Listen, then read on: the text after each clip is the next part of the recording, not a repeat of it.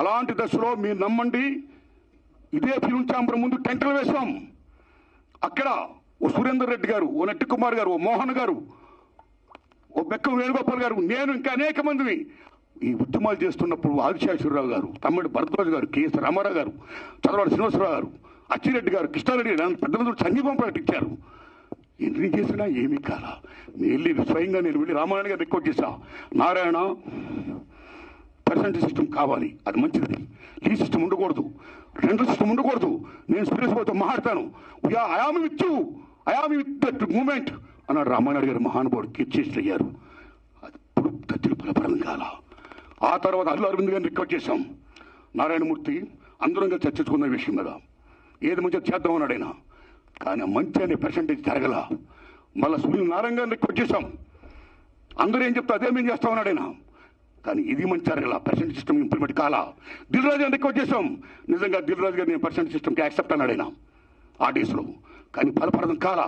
ఆ టైంలో అప్పుడు ఇండస్ట్రీ పెద్ద మహానుభావుడు మా గురువు దాసన్ అన్నారు ఇంట్లో, మా గురువు గారు కెఎస్ రామారావు గారు, తమ్ముడు భరద్వాజ్ గారు, నేను, సి కళ్యాణ్ గారు అందరం మీట్ అయ్యాం.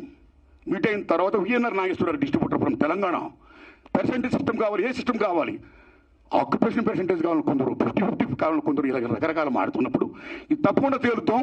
ముందు పర్సెంటేజ్ సిస్టమ్ పెట్టాలి, రెండు సిస్టమ్ ఉండకూడదు, లీ సిస్టమ్ ఎత్తేయాలి అనే దాని ముందు మీరు తీసుకురండి అని మేము విజ్ఞప్తి చేస్తే మా గురువు దాసన్ నాయుడు దాన్ని యాక్సెప్ట్ చేశారు, ముందు తీసుకుని వెళ్ళారు. కానీ ఫలప్రదం కాల, ఇంప్లిమెంట్ కాల. లేటర్ ఆఫ్ ఇండస్ట్రీ పెద్ద చిరంజీవి గారి దగ్గరికి వెళ్ళాం, ఇది ఇష్యూ మీద రైట్ చేశాం, విజ్ఞప్తి చేశాం, టికెట్స్ రేస్ పెంచుద్దని చెప్పడం ఇష్యూలో కానీ ఈ ఇష్యూలో కానీ ఆయన కృషి చేశాడు, మరీ ఫలప్రదం కాల. So this is a very big issue. Since 25 years this percentage system is going on, the issue is going on, not clearing. అది కావాలి. అలాంటిది ఇవాళ పర్సెంటేజ్ సిస్టమ్ కొలుపుకొచ్చే దశలో హరిహరి వీరమ్మకి దీనికి ఒక లింకప్ పెట్టి ఏం సంబంధం అండి? ఏమీ సంబంధం లేదు. ఈ రకంగా దాన్ని ఇచ్చేస్తారని చెప్పి ఈ పర్సెంటేజ్ సిస్టమ్ అనే ఇష్యూని పక్క తోసేసేసి హరిహరి వీరమ్మను ఫోకస్ చేయడం అంటే ఎంత దారుణం ఉండేది. అది కరెక్ట్ కాదండి. అందుకని నేను మనస్ఫూర్తిగా ఇది ఫీల్ అయ్యే నేను చెప్పడం కోసమే నేను విజ్ఞప్తి చెప్తూ పవన్ కళ్యాణ్ గారిని విజ్ఞప్తి చేస్తున్నా, నేను చంద్రబాబు నాయుడు గారిని విజ్ఞప్తి చేస్తున్నా, దుర్గేష్ గారిని విజ్ఞప్తి చేస్తున్నా.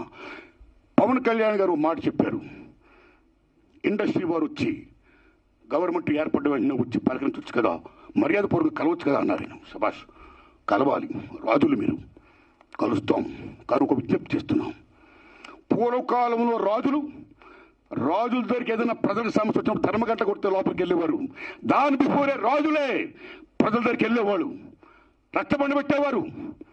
మీ ప్రజలకు ఏం సమస్య రండి చెప్పండి అని అడిగేవాడైనా, అక్కడక్కడిగా తీర్పులు చెప్పేవాడు, సాల్వ్ చేసేవారు, ప్రజలకు మేలు చేసేవాడైనా. ఇదిగో మా ఊరికి చెరువు కావాలి, మా ఊరికి విద్య కావాలి, మా ఊరికి వైద్యం కావాలి, లైక్ దిస్.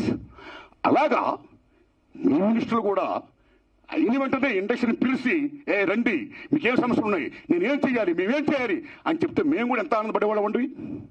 మేము మీ బిడ్డలు అండి, చిల్డ్రన్ ఆఫ్ ది స్టేట్. మేము మీకు ఓట్లు వేసిన వాళ్ళమి, మిమ్మల్ని లెక్కించిన వాళ్ళమి, మీ బిడ్డలు మేము. You must be respect the people the same time who must respect the government. It's vice versa. So my humble request, దయించి ఈ పర్సెంటేజ్ సిస్టమ్ పక్కకి పెట్టేయకుండా, పర్సెంటేజ్ సిస్టమ్ అనేది మెయిన్ ఇష్యూ కాబట్టి. ఎందుకంటే ఆల్ మాల్స్ ఇవాళ ఆక్యుపై చేసి 50% దే ఆర్ టేకింగ్.